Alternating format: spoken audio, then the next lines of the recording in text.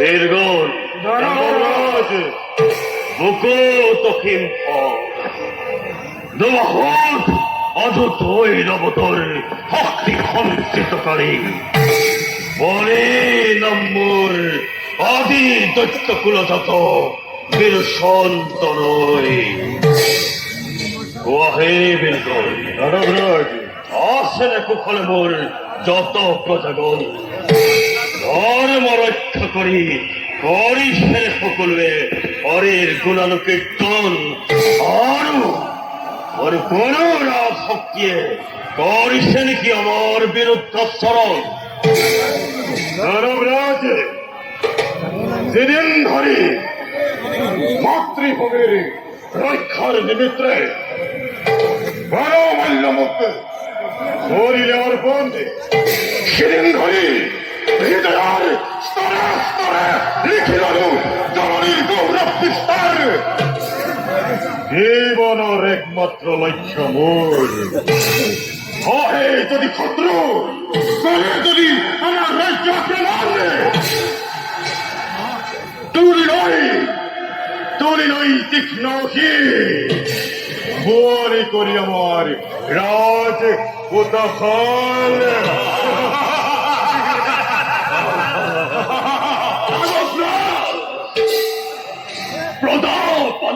আপনি আপনার মৃত্যুকে ভয় কোন ভয় যদি করে দুর্বার প্রয়াস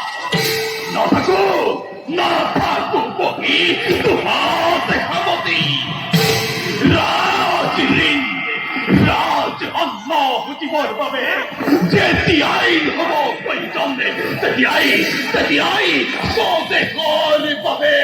নিজ প্রাণক দিন বিসর্জন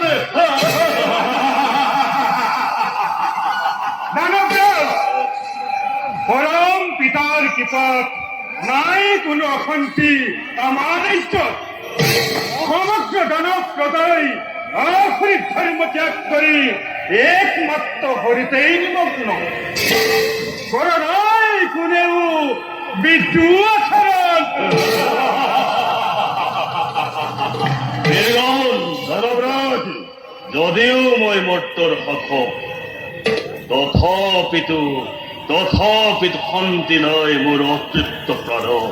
মানৱৰাজ ভাবিছ তোমালোকে এক পিতৃৰ বংশধৰ আমি দেৱতাৰ উত্তৰ তেনেস্থলত সৃষ্টিকৰ্তাৰ শ্ৰেষ্ঠ আসন স্বৰ্গপুৰত হল অধিষ্ঠিত য'ত নাই ৰোগ জড়ব্যাধি বাৰ্ধক্য আৰু তাৰেই গৰ্ভতে গৰ্বিত দেৱতা সমাজে তোলাই বুকু তৰি উচ্চহীৰ আড়ম্বৰ বিদ্যুপৰ বাক্যবান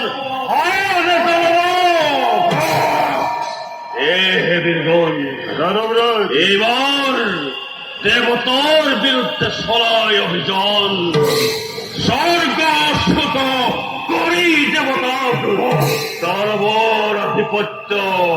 করিম বিস্তার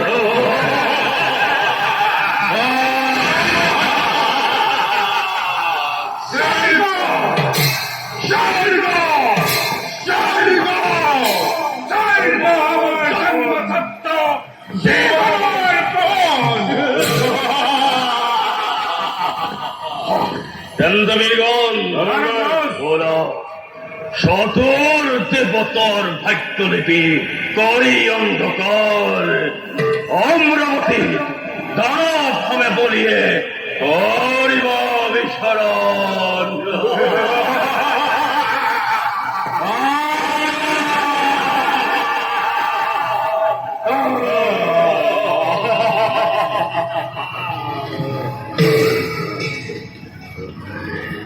বলো বীরগণ, বলো ধর্মরাজ।